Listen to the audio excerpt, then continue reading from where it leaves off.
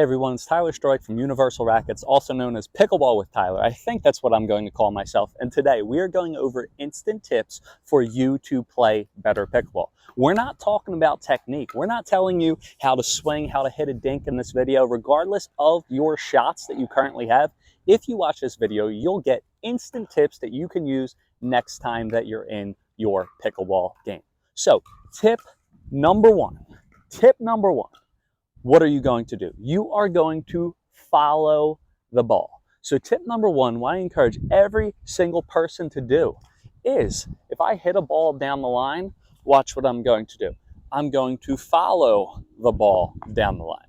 If I hit a ball cross court, watch what I'm going to do. I'm going to hit boom, and I'm going to follow the ball cross court. Wherever I hit the ball to, I am going to go. Where too many players go wrong, and the way I teach more for doubles, but this can be used for singles just as much, but for doubles, right, where players go wrong. Say if I hit the ball over here, right, I hit the ball to the left-hand side. I hope it's the left. We're on YouTube, but here we are. So I'm going to hit the ball to the left-hand side. Here we are, right? So my partner's covering over there. I'm going straight because I think I should just go straight. And then what happens? So much middle, right? Down the middle, heat the griddle, down the middle, play a fiddle, down the middle solves the riddle, right? So if I don't follow the ball, I'm going to leave most of the middle open. And when you leave most of the middle open, it is not a good thing. So if you ever have trouble with getting beaten in the middle, what are you going to do? You're going to follow the ball. That's not just when you're back here. It is also when you're up here. If I hit a dink cross court, I'm going to then move a little bit cross court. If my opponent hits a dink cross court, now I'm going to cover the line over here. So don't only move, but anticipate the different angles that you follow the ball, and you're going to be so much more effective. The next tip is to move through your return. Think of the return as the easiest way to get to the kitchen, right? You have a chance. It's a direct route to the kitchen, unless your opponent serves it super deep. Where a lot of players go wrong is that they either hit and they go, oh, is my ball in? And they don't move, or they hit, they stop, and then they go. I want you to keep on moving. Pretend the kitchen is pulling you in, right? I want to hit and then keep on moving forward through my shot. I'm going to do that one more time. We'll do it for the backhand. We'll do it for a two-handed backhand, right? So I'm going to hit, and again, I'm going to keep on moving. I am not stopping. Because even if I don't make it to the kitchen, the closer I am to the kitchen, the better I'm going to be. So if I hit my shot after the return back here, it's way, way less effective than me taking my next shot up here. And again, if I'm all the way at the kitchen, that's amazing. The next tip is to make sure that you're not sprinting. This is not the Olympics. You are not Usain Bolt. You want to float to the net. You don't want to sprint to the net. Too many players, they go too hard when coming up to the kitchen, right? If you're sprinting up to the net, it's going to be so difficult to change direction. Think about it. Get up and do it. Put your phone on pause, or maybe put your laptop on pause, and just run straight, and then try to go to the right or the left. It's going to be super difficult. So a lot of players go wrong and they have trouble because, again, I got to get to the kitchen. I'm running as hard as I can. It's an Olympic sprint. And then, I can't change direction. You need to take it easy. A great visual that one coach told me, and I absolutely loved it, is think that you're on a ladder, okay? So I'm going to return, I'm going to move. Now I want to stop in my ladder when my opponent makes contact with the ball. Again, I'm going to hit again, I'm going to move, stop when my opponent makes contact. Notice the first tip that I told you was to what? Or the first thing for the return is what? You don't want to hit and then stop and look, but you want to make sure, and this is my third tip, to make sure that your feet are planted and you are set when your opponent makes contact with the ball. You want to set up shop. Whenever you see your opponent make contact, you want to make sure that you set your body wherever you are, right?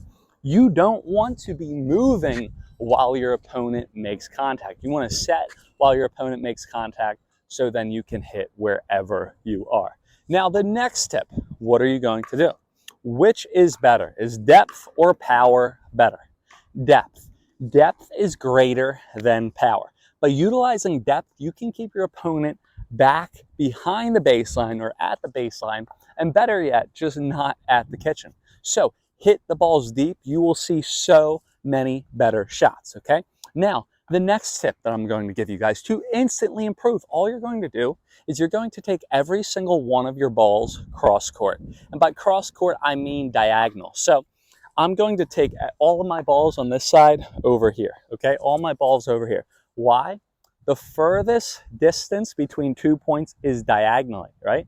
So if I go diagonally every single time, I have way more distance to not only hit my drives and ground strokes, but to hit my drops.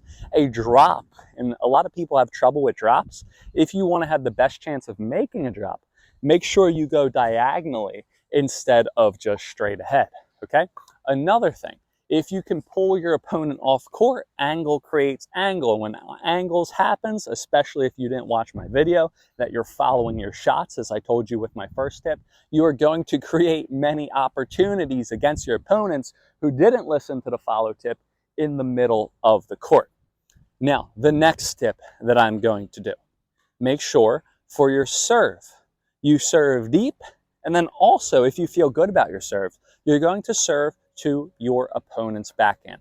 So how do we know automatically where our opponent's backhand is? Well, if you're playing a right-handed player, the right side is their backhand, right? So if they're serving to me, right? If they're serving to me, so I'm facing this way, right? Because I'm serving to myself here. You guys see that? Once again, they're serving to me, right? Look, their right side is what? My backhand. It's the same thing on the opposite side. That right side is my backhand. Now, if I'm a left-handed player, right?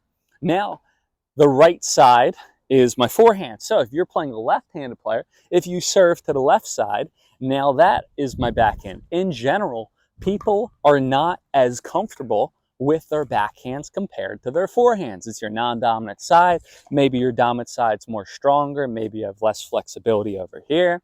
There's two different shots to hit. Maybe you're indecisive between your 1 and 2 hand.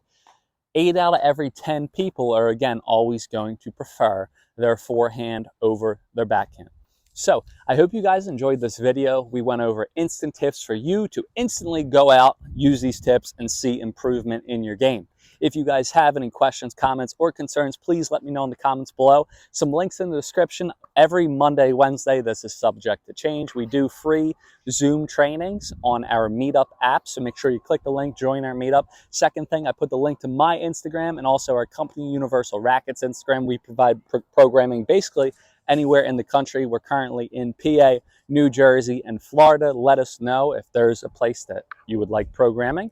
And then the last thing is we put a link to my own personal pickleball account, Pickleball with Tyler, on Instagram. So, guys, enjoyed this again. Make sure to subscribe, like, share, comment. I'll see you guys in the next video. Make sure, again, you get up to that kitchen. You don't sprint. You stop, and then you go, right? Here we are. Have a good one. Happy hitting.